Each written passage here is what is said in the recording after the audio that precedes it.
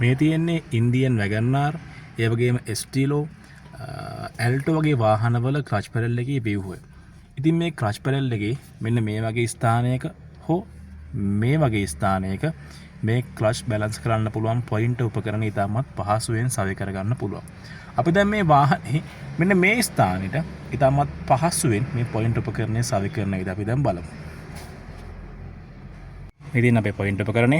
මේ තියෙන්නේ ක්ලච් පැඩලේ ආසන්නයේ තියෙන යකඩ ෆ්‍රේම් එක.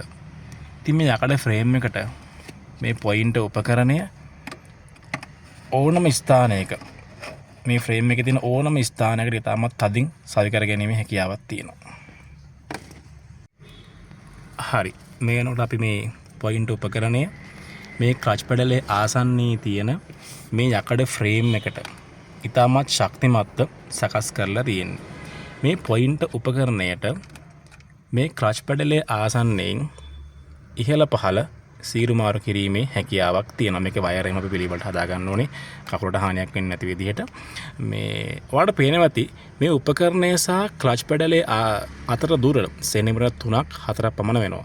ඉතින් මේක හින්දා ක්ලච් පැඩලේ සහ උපකරණය අතර ගැටීමක් සිද්ධ වෙන්නේ නැහැ. වගේම ක්ලච් පැඩලෙන් උපකරණයටත් උපකරණයෙන් ක්ලච් පැඩලයටත් කිසිම හානියක් වෙන්නේ නැහැ.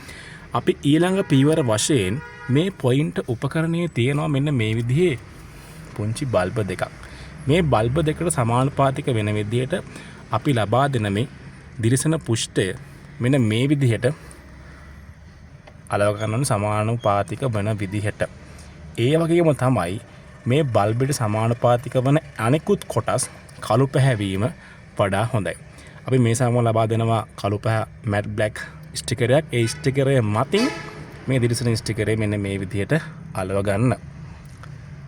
ඊට පස්සේ අපි මොකද්ද කරන්න කියලා බලමු. ඔබට දැන් පේනවා ඇති මේ ස්ටිකරය මේ පොයින්ට් උපකරණයට සම්පාත වෙන විදිහට අපි සකස් කරගෙන තියෙන්නේ. අපි ඊළඟට කරන්න ඕනේ වාහනය පණ ගන්නවලා මේ වාහනේ ගියර් එක ෆස්ට් එකට දා ගන්න ඕනේ. වාහනේ ගියර් එකේ ෆස්ට් එකට දාගෙන මේ ක්ලච් පැඩලේ අපි අඩියට මේ විදිහට අතින් පාග ගන්න ඕනේ. එහෙම අතින් පාගගෙන යන අවස්ථාවේදී අපි හිමීට මේක ඉහළට ඔසවද්දී අපිට පුළුවන් මේ ක්ලච් බයිටින් පොයින්ට් අවස්ථාව හෙවත් එන්ජිම සහ රෝදය ගලා යන මුල්ම අවස්ථාව හඳුනා ගන්න. එම අවස්ථාවට මේ උපකරණය මෙන්න මේ විදිහට සීරු මාරු කරන්න පුළුවන් ඉහළ පල්ලෙහා කරලා. ඊට පස්සේ මේ උපකරණය නැවත ක්‍රියාත්මක වන්නේ ක්ලච් බයිටින් පොයින්ට් අවස්ථාවේදී පමණයි. එම ක්ලච් බයිටින් පොයින්ට් අවස්ථාවේදී අපි ලබා දෙන මේ ඉන්ඩිකේටර් ලයිට් එක අපිට පේනද මේ ඉන්ඩිකේටර් ලයිට් එක දැල්වීමකට ලක් වෙනවා. එම